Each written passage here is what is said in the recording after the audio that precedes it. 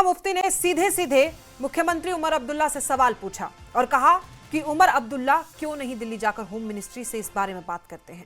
इसका जवाब देते हुए सीएम ने कहा है कि वो लगातार गृह मंत्रालय के सामने ये सवाल उठाते रहे हैं और जहां तक महबूबा मुफ्ती की बात है वो दिल्ली जाकर प्रदर्शन करे। श्रीनगर में प्रदर्शन का दिखावा सिर्फ और सिर्फ दिखावा है और कुछ नहीं। जम्मू कश्मीर से बाहर मुल्क के अंदर जेलों में हमारे नौजवान हमारे बुजुर्ग बंद हैं। किस हालत में हमें मालूम नहीं है। आपने देखा वो गरीब घरों के बच्चे हैं, उनके माँ बाप वहाँ तक जा नहीं सकते हैं, तो वो केस क्या लड़ेंगे। और जो केस लड़े जा रहे हैं उसमें सैकड़ों की तादाद में शहादत है। 10 साल से लोग बंद हैं और अभी तक शहादतें पूरी नहीं हो रही है। मैं आप लोगों से बताना चाहती हूँ, जो बड़े लीडर हैं, चाहे वो शबीर शाह साहब हो, चाहे जमात इस्लामी के जो बड़े हैं, जो उनके कायद हैं या दूसरे हैं, जब उनको बहुत सारी मुहल्लक बीमारियां हो गई तो उनके घर वालों को बहुत कोशिश करनी पड़ी उनके इलाज के लिए।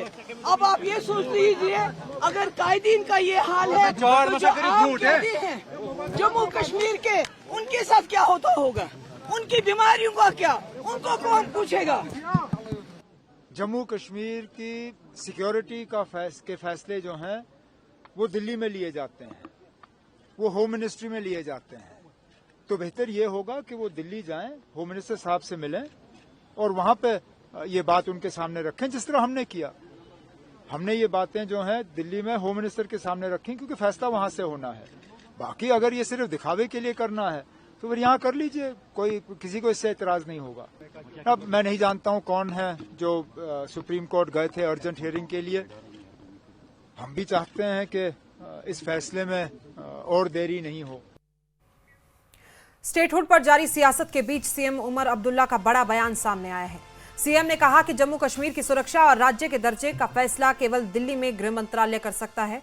उमर ने कहा है कि हमारी सरकार ने पहली कैबिनेट की बैठक में ही राज्य के दर्जे का प्रस्ताव पारित किया था, लेकिन अब तक इस पर कोई फैसला नहीं हुआ, जो बेहद निराशाजनक है। उन्होंने इस मुद्दे पर सुप्रीम कोर्ट में 10 अक्टूबर को तय की गई सुनवाई की तारीख पर भी निराशा जाहिर की है और कहा है कि उम्मीद है कि कोर्ट विधानसभा चुनाव की तरह ही एक समय सीमा तय करेगा।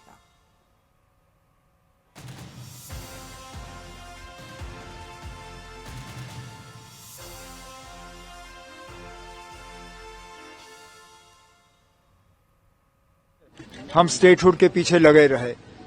पहली कैबिनेट की जो हमारी मीटिंग हुई उसमें सबसे पहला फैसला हमारा स्टेटहुड का रेजोल्यूशन पास करना था। जो मेरी पहली मुलाकात वजीर आजम साहब से हुई, उसमें पहला काम जो मैंने किया वो कैबिनेट का रेजोल्यूशन मैंने उनके हाथ में थमा दिया। हम इंतजार करते आए, लेकिन हमारी इंतजार का भी कोई हमें फायदा मिला नहीं। अब चलिए, अफसोस की बात है कि सुप्रीम कोर्ट जो है 10 अक्टूबर से पहले इस बात को सुनने के लिए तैयार नहीं है। हम थोड़ा सा और इंतजार करेंगे, लेकिन हम अभी भी उम्मीद लगाए बैठे हैं कि जहां मरकज ने ये फैसला नहीं किया, कम से कम सुप्रीम कोर्ट ही करे। अगर हम बिना सुप्रीम कोर्ट के इलेक्शन का वो जो हुक्म आया था, अगर वो हुक्म हमें नहीं मिला होता, शायद ही मैं आज यहाँ वजीर आला की हैसियत से आपसे बात कर रहा होता। जम्मू कश्मीर में इलेक्शन तभी मुमकिन हुए जब सुप्रीम कोर्ट ने इस पे वक्त की जो है पाबंदी लगाई। बदकिस्मती से स्टेटहुड पे सुप्रीम कोर्ट ने वक्त की पाबंदी नहीं लगाई थी, इसलिए हमें इतना जो है घसीटा जा रहा है। फिलहाल इस